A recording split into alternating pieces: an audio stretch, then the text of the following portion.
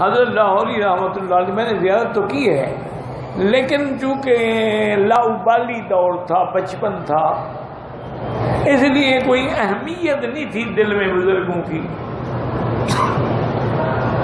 زیارت میں نے کی ہے بہرحال، تو ان کے بارے میں یہ بات بڑی مشہور ہے، یعنی کئی بزرگوں نے مجھے بتائی ہے کہ وہ فرماتے تھے کہ جس قسم کا بگڑا تگڑا شرابی، زانی، ڈاکو، قاتل فقیر کے لنگر میں لے آؤ، 40 دن لنگر میں رہے، کپڑے بھی میرے پہنے، کھانا بھی میرا کھائے، اور جو میں کہوں نمازیں بھی پڑھیں، انشاءاللہ 40 دن کے بعد اللہ اس کی زندگی کو بدل دیں گے۔ کہتے ہیں کئی لوگ گئے اور جو بڑے بڑے ڈاکو تھے نا ولی اللہ ہو گئے۔ بہرحال اللہ عالم ہوگا، اس میں کوئی شک نہیں۔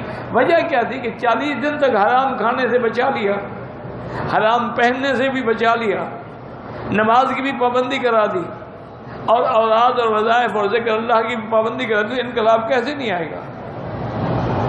آپ خود کر کے دیکھ لیں، 40 دن تک گھر میں بھوکے مر جاؤ، حرام نہ کھاؤ، دیکھو پھر دعائیں منظور ہوتی ہیں کہ نہیں ہوتی ہیں؟